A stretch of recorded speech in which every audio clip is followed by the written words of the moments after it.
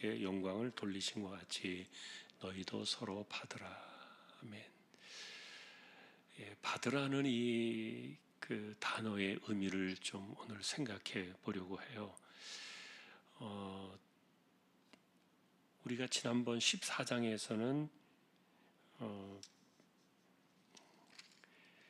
믿음이 연약한 자를 받으라 이렇게 나와 있었죠. 믿음이 연약한 자를 받으라. 그리고 그 사람의 의견을 비판하지 마라. 사람마다 자기 믿음의 수준이 있고 믿음의 레벨이 있기 때문에 다 다르다는 것을 인정하라는 거죠. 누구나 자기와 똑같을 수 없고 또 자기 생각과 같을 수 없잖아요. 그래서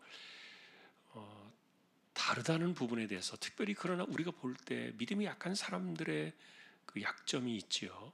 네, 그런 사람들도 받는 훈련, 이 굉장히 중요한 영적인 훈련인데 그래서 오늘 이 15장에 넘어와서도 그 이야기는 계속돼요. 1절에 보시면은 믿음이 강한 우리는 마땅히 믿음이 약한 자의 약점을 담당하라 그렇게 나옵니다. 그리고 자기를 기쁘게 하지 아니할 것이라. 예를 들면 여러분 우리가 교회에서 생활을 하면서 나에게 친절한 사람, 나에게 잘 맞는 사람, 나를 기쁘게 해주는 사람, 나를 또 인정해 주는 사람, 뭐 그런 사람들을 찾아다니면서 교회 안에서 어떤 그 교제를 원한다면은 어떻게 될까요? 교회가 그런 사람들로 있을까요? 물론 그런 분들도 있을 겁니다. 또 대부분의 분들이 또 온건한 그리스도인들은 그렇게 살아요. 그래서 그것이 틀린 말은 아니지만 그러나 기본적으로 우리가 나를 기쁘게 하기 위하여 다른 사람과 교제하는 것과 내가 그 사람을 기쁘게 하기 위하여 교제하는 것은 근본적으로 달라요. 그래서 오늘 이 받으라는 이 말은 내가 누군가를 생각할 때 그 사람을 조금 더 이렇게 조금 뭐라고 말할까요? 안쓰러운 마음을 갖는다고 할까요? 그리고 또 염려가 된다고 할까요? 그런 마음들이 누군가를 받는 마음이에요. 여러분, 누군가가 내가 염려하는 사람과 또 염려하는 대상, 염려를 해주는 사람과 염려를 받는 대상이 다르잖아요. 그럼 일반적으로 예를 들면 이제 부모와 자식 간의 관계에서 우리가 볼 때도 누가 누구를 염려합니까? 자식이 부모를 염려합니까? 그러면 정말 철든 사람이에요. 철이 든 인생이죠. 그러나 대표적으로 부모가 자식을 염려합니다. 성도의 관계에서 이렇게 서로를 받으라는 이 개념은 서로에 대한 그 마음을 가지라는 거예요. 그 사람이 혹시라도 어떻게 될까? 또 혹시라도 이 사람이 상처를 받지는 않을까? 혹시라도 이 사람이 시험 들지는 않을까? 이런 것들은 나와의 관계에서 생겨나는 것들을 말하는 거예요. 그 사람이 나와 무관하게 개인적으로 생겨난 일들을 말하는 거 아닙니다. 지금 오늘 여기서 이 서로 받으라는 이 말은 우리가 같이 이렇게 만나서 활동할 때 교제하는 사람들, 그들 안에서 일어나는 것들을 말하는 거예요. 그러니까 여러분, 저 사람이 나를 조심해 줘야 됩니까? 내가 저 사람을 조심해 줘야 됩니까? 여러분, 뭐가 옳다고 생각하세요? 일반적으로 저 사람이 나에 대해서 조심해 줘야 된다고 생각하는 게 일반 세상적인 가치관이에요. 그러나 하나님의 나라의 가치관은 완전히 그 반대예요. 내가 저 사람을 조심해야 하는 거예요. 그래서 나의 행동이나 나의 말이나 나의 어떤 그 판단이나 결정이나 그래서 나 때문에 저 사람이 혹시라도 시험 들거나 저 사람이 혹시라도 상처를 받거나 이런 것에 대해서 우리가 도리어 내가 염려하는 것, 이게 이제 그 사람을 내가 받는 자의 자세인데요. 바울은 우리에게 그것을 이야기해 주고 있는 거예요. 여러분 한번 생각해 보시면 이거 나와요. 답이 나와요. 그래서 마치 이렇게 내가 누군가를 대할 때 그 사람이 혹시라도 깨져나가지는 않을까? 또 혹시라도 이렇게 뭐 마음에 상처가 있지는 않을까, 영적으로 혹시라도 엎어지진 않을까, 이렇게 노심초사하는 마음을 가지고서 이렇게 그 사람을 돌보는 거, 이게 예수님이 우리를 보셨던 그 마음이에요. 그대로 하라는 거예요. 그대로. 예수님께서 실제로 우리와의 관계 속에서 너는 무조건 나한테 맞춰야 돼. 그리고 너는 나의 눈치를 봐야 돼. 그리고 너는 나를 무조건 기쁘게 해야 돼. 그리고 나를 위한 것이 그 선을 행하는 것이야. 예를 들어서 이렇게 예수님께서 보셨다면은, 이제 지금 우리가 생각하는 이제 하나님의 나라에 이미 부활 승천하신 그리스도의 관점에서 보는 것이 아니라 복음서의 그 예수님을 보는 거예요. 제가 지금 말씀드린 내용은 복음서 안에서 우리에게 보이셨던 그 공생의 생활 속에서 만나셨던 그 예수님의 모습은, 사람들을 만나는 모든 사람들이 사실은 상처를 받을까, 혹시라도 뭐 나 때문에 뭐 어떤 그 상심하지는 않을까, 뭐 이런 것들을 염려하면서 그 사람들을 대하는 거예요. 여러분, 이런 그 마음 이해할 수 있겠습니까? 그런데 이제 이게요, 바울 같은 사람이 될수록, 바울 같은 그런 그 사도의 자리에 올라갈수록, 직분이 있을수록, 신앙의 연륜이 깊어질수록, 믿음의 강도가 레벨이 높아질수록 그렇게 하는 것이 굉장히 어려워요. 그래서 네가 나에게 맞춰야 된다. 당신이 나에게 맞추고 당신이 나를 눈치를 봐야지, 내가 왜 당신 눈치를 보느냐. 일반적으로 교회 내에서 좀 높다고 생각되어지는 사람들은 반드시 그런 생각을 해요. 네가 그래서 나의 눈치를 보고 네가 나한테 신경을 써야지, 내가 왜 당신한테 신경을 쓰느냐.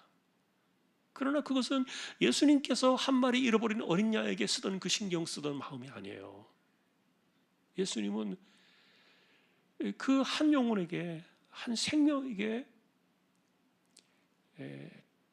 모든 것을 다 쏟아놓으셨잖아요. 그래서 여러분, 예수님의 그 공생의 말씀, 그 복음서 말씀 가운데 정말 무서운 죄가 뭡니까?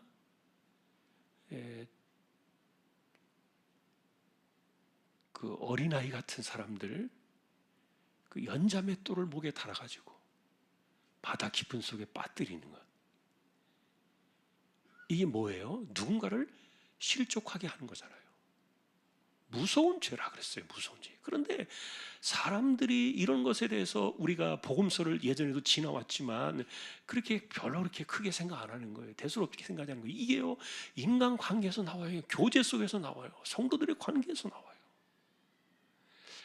그러니 믿음이 좀 있다고 생각되는 사람들은 왜 그렇게 사랑이 없어? 왜 이렇게 이 교회는 뭐 나를 알아주지 않아? 왜 사람들이 나를 이렇게 인정해주지 않아? 이런 생각 자체가 잘못된 거예요. 그런 사람이 예를 들어서 직분을 갖고 그렇게 살아가는 사람이 어떤 그 신앙의 연륜이 깊어지고 그러면요, 얼마나 더 위에 올라가려고 하겠어요. 그리고 얼마나 많은 사람들이 자기 비율을 맞추게 하려고 하겠어요. 자기 밑에 얼마나 사람들을 깔아놓으려고 하겠냐고요. 이거는 교회가 아니죠. 그것은 세상에서 말하는 일반 권세를 추구하는 일반 사람들의 어떤 그 집단일 수는 있어요. 정치적인 집단은 그럴 수 있어요. 그러나 교회는 그게 아니죠.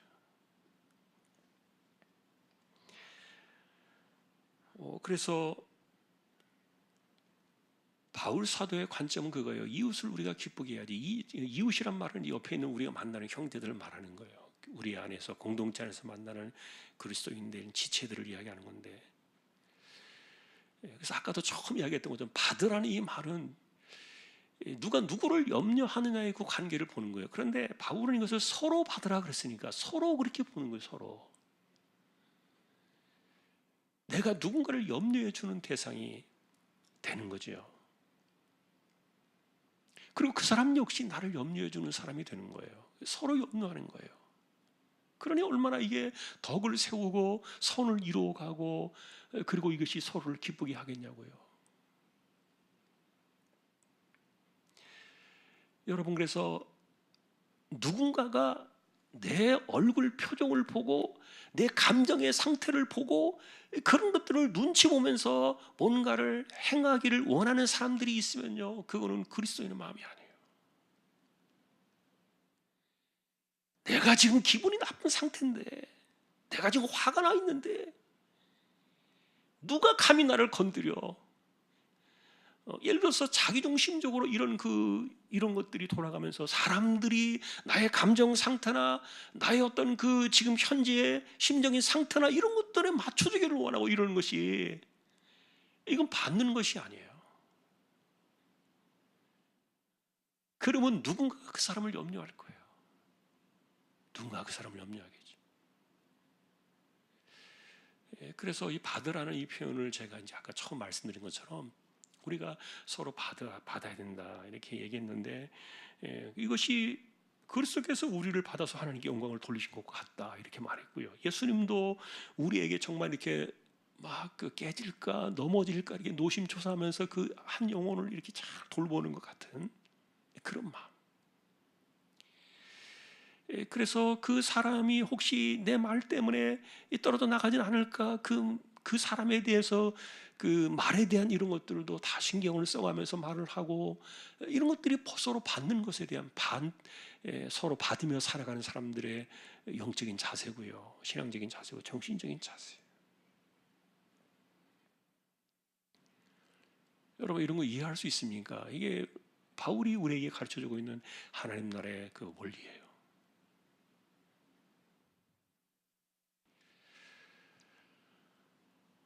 지금 우리가 이야기하는 이런 내용들은 기질의 문제가 아니에요. 그리고 이건 그 사람의 성향의 문제가 아니에요. 이건 신앙의 문제예요. 신앙의 문제.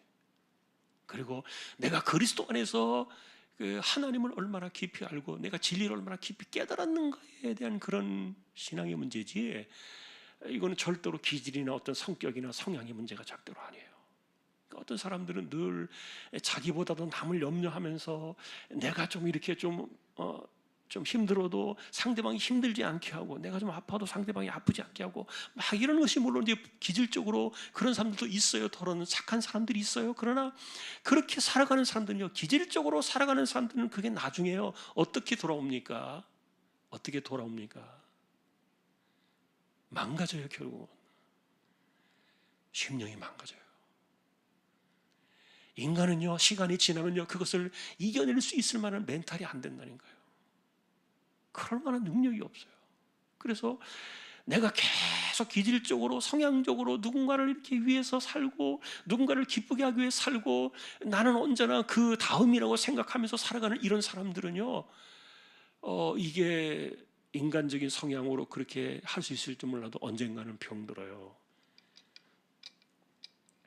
화병 생긴다니까요.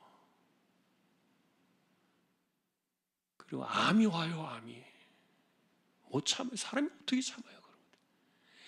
어느 정도까지는 해요. 그러나 그 시간이 지나버리면요, 자기가 자신을 죽이고 있는 것들을 보게 돼요.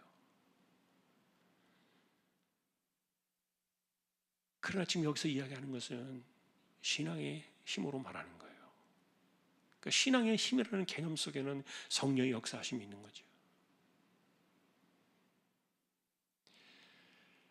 그래서 이 믿음을 가지고서 늘 언제나 내가 누군가를 염려하는 자의 자리에서 이렇게 서서 이렇게 살아가는 사람들은 그것 때문에 병들지 않아요. 그것 때문에 암 오지 않아요. 그것 때문에 화병 생기는 거 아니에요. 왜 화병이 생깁니까? 인간적으로 참으니까 그러는 거예요. 받으라는 개념을 오늘 우리가 이렇게 좀 생각해 보셨으면 좋겠어요. 받아라. 서로 받아라.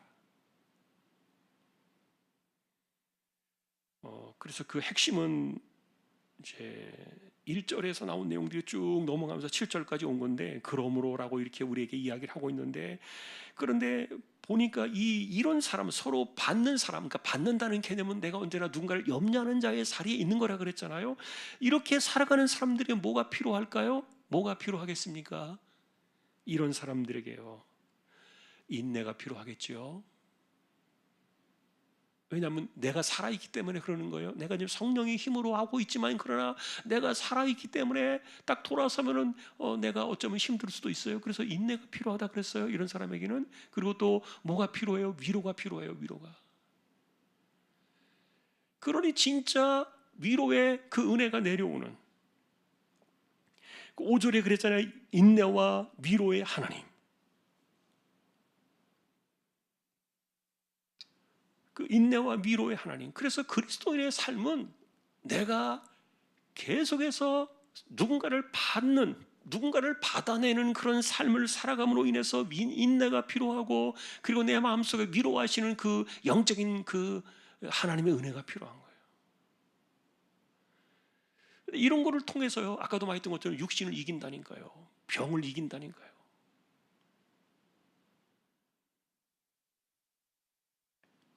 사람들이요, 정신적으로 왜 나중에 망가지는지 아십니까?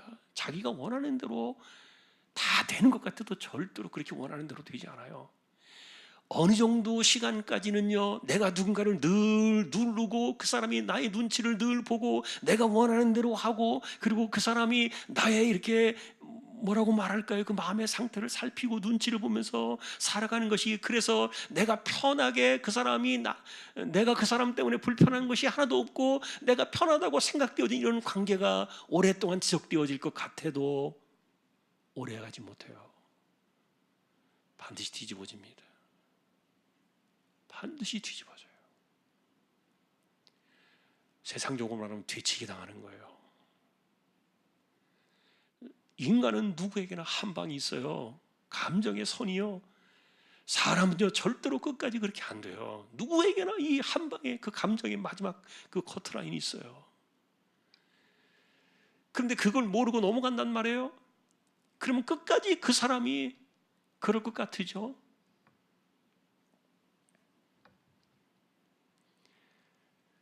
자, 오늘 이 받음에 대한, 서로를 받는 것에 대한 이 주제를 우리가 이제 보고 있는데, 어쨌든 이것이 그리스도의 우리를 바친 것 같다. 다시 한번 여러분, 나는 인간관계 속에서 내가 만나는 모든 사람들을 염려하는 자의 자리에 있는가, 아니면 그 사람이 나를 염려하는가?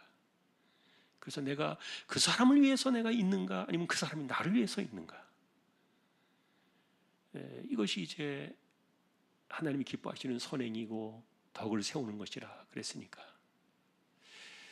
그래서 누군가가 나의 필요를 채우기 위해서 있나, 아니면 내가 그 사람의 필요를 채우기 위해서 있나?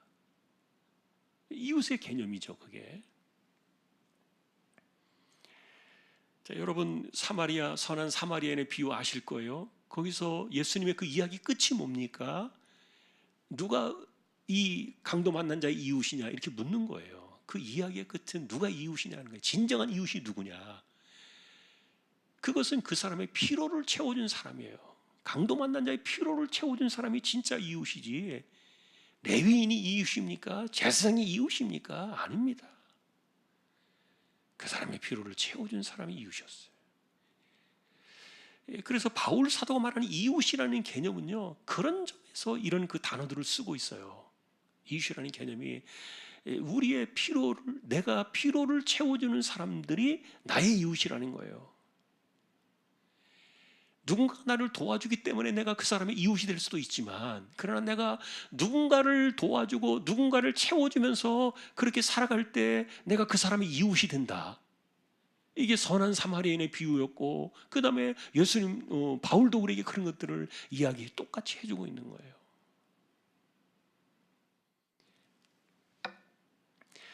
자, 오늘 서로 받으라는 이 주제를 다시 한 번 더 기억하면서요, 우리가 그렇게 살아야 돼요. 그게 신앙의 깊이에요. 그리고 그리스도인의 진짜 마음이에요. 이것은 기질의 문제가 아니다. 성향의 문제도 아니고 성격의 문제도 아니다. 이거는 신앙의 문제다. 신앙으로 우리가 그렇게 하는 거예요. 신앙으로. 그래서 인내가 필요하고 위로가 필요하다. 하나님께서 그들에게 그것을 주신다. 자, 오늘 이 말씀들을 기억하면서 우리가 어쨌든 하나님이 기뻐하시는, 그리고 사도들의 가르침을 따라서 우리가 진정한 그리스도에 나가기를 원하는 저와 여러분들의 그 마음이 될 수 있기를 주님의 이름으로 축원합니다. 찬양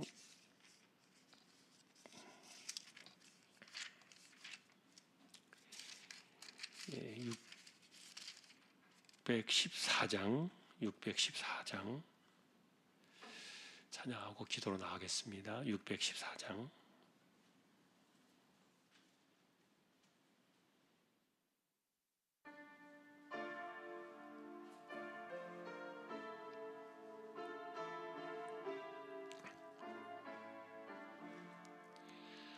얼마나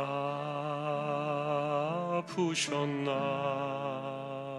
못 박힌 그 손과 발 죄 없이 십자가에 달리신 주 예수님 하늘도 산과 들도 초목들도 다 울고 해조차 빛을 잃고 캄캄하게 되었네. 오 놀라운 사랑 크시고 끝없도다. 오 주님 사랑에 구원의 강물 넘치네. 나의 죄 너의 죄와 우리의 모든 죄를 모두 다 사시려 십자가 달리신 주 얼굴과 손과 발에 흐르는 그 귀한 피 골고다 언덕 위를 붉게 물들이셨네. 오 놀라운 사랑 크시고 끝없도다. 오 주님 사랑에 구원의 강물 넘치네. 아멘. 오늘 선교사님 한 분에게서 제가 편지를 받았어요. 우리 교회가 후원하는 선교사님인데 지금 그 아랍권의 그 무슬림들에게 복음을 전하는 분인데 그 사모님이 4년 전에 암 치료를 받아 수술을 했어요. 그래가지고 좀 괜찮은 줄 알았는데 계속 아마 항암제를 먹고 그랬던 것 같아요. 그런데 얼마 전에 떠나셨더라고요, 이 세상을. 근데 그 사모님이 한 50한 지금 초반 정도 되시고 이 목사님이 한 50 중반 정도 되는데 그러면서 이제 그 내용들을 쭉 전하면서 이제 저에게 편지가 이제 소식을 전한 거죠. 그래가지고 이분이 그 쓴 내용들을 이렇게 쭉 보니까 어쨌든 자기가 죽을 거를 알면서 이제 늘 그런 얘기 했다는 거예요. 자기 그 사모님 이야기가 나는 내가 뿌린 씨앗이 하늘에 이 밀알이 되어가지고 열매를 맺을 거다. 이제 그렇게 늘 얘기를 했대요. 그러다가 사실은 갑자기 돌아가셔가지고 저도 이제 좀 깜짝 놀랐지요. 멀쩡해 보였는데 갑자기 악화돼가지고 이제 얼마 전에 세상을 떠나신 건데 그래서 이분이 보통 이렇게 보면 종신보험이라고 있어요. 죽어야 나오는 보험이에요. 살아있을 때는 안 나오고 그 사람이 죽어야 세상을 떠나야 나오는 보험이 있어요. 평생 드는 그런 보험인데 근데 이 사모님도 이제 아마 그 보험이 있었던 모양이에요. 그래가지고 이번에 세상을 떠나셨기 때문에 보험금이 좀 나왔어요. 이제 어느 정도 나왔는데 이제 그 보험금을 자기들 그 아랍권의 무슬림들에게 복음을 전하았다는 그 센터를 만들기 위해서 거기에 종잣돈을 하겠다고 거기 다 이제 헌금을 한 거예요. 그래서 그 돈으로 그 나머지 이제 그 못다한 일들을 하겠다 이래가지고 그런 내용들이 이제 쭉 적혀서 왔어요. 그래서 참 사람이 어떻게 살다 가느냐, 그리고 어떤 모양으로 살다 가느냐, 이제 그분을 만났던 그 기억하는 그 무슬림 사람들의 그 이야기들이 편지 속에 좀 이렇게 소개가 되었는데, 그래서 사람이 누군가가 나를 평가해 주는 것이 정말 중요해요. 그게 너무 중요한 거예요. 그게 기독교 공동체의 신앙이에요. 그래서 사람들이 다 알아요. 자기는 아닌 것 같아도, 자기는 옳은 것 같아도 남들이 보면 저 사람이 어떻게 살고 있는지, 저 사람이 정말 믿음으로 하고 있는지 이걸요 다 알고 있어요. 그러니까 사실은 이제 제가 하고 싶은 이야기는 그 편지를 보면서 느낀 게, 이분이 죽고 나서 보이지 않게 영향을 받았던 분들의 그 평가가 더 나온 거예요. 겉으로 볼 땐 잘 몰라요. 근데 이제 그런 걸 보면서, 사실은 그 목사님이 제가 벌써 35년 전에 부목사로 있을 때, 그때 전도사님으로, 저는 부목사고 그때 교육전사로 있던 저보다 한참 후배죠. 많이 후배되는 그런 목사님인데, 그래서 이제 사모님도 제가 알고 그랬는데, 하여간 이렇게 젊은 나이에 갑자기 세상을 떠나셨어요. 아마 그때 이렇게 뭐 큰 암도 아니었고, 이게 목에 이렇게 뭐라 그러나요, 그 갑상선 그런 정도였는데 하여간 돌아가셨어요. 그래서 그것도 막 몸에 퍼지면 위험하구나. 그래서 이제 다 치료가 잘 됐고 수술 잘 된 줄 알았는데, 하여간 그렇게 해서 50초 만에 나이에 가셨어요. 그러면서 이제 그 이후의 모습들을 보는 거죠. 그래서 교회는요, 공동체가, 그래서 나와 함께 있었던 사람이 말해주는 게요, 가장 정확한 신앙이에요. 내 신앙이 어떤지, 내 신앙의 깊이가 어떤지는 나하고 같이 옆에 지냈던 사람이 말해주는 게 진짜예요. 내가 생각하는 내 신앙은 아니에요. 그거는요, 다 자기 옳다고 생각하지, 누가 자기 괜찮다고 생각하니, 누가 그렇게 그런 사람이 어디 있어요. 물론 그런 사람도 있지만 대부분의 사람들은 나는 괜찮다고 생각해, 내 신앙이 아무 문제 없다고 생각해. 그러나 진짜는 공동체 안에서 누군가가 말해주는 그 평가가 진짜예요.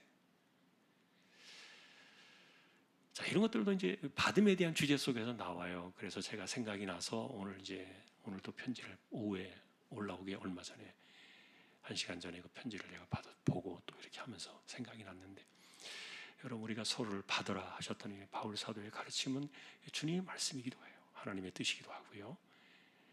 우리가 진정한 그리스도인으로 살아가는, 누군가의 관계에서 내가 누군가를 받으며 살아가는, 그 사람을 우리가 염려해 주는 입장에서 모든 만나는 사람들 다 그렇게 된다면 얼마나 좋겠어요.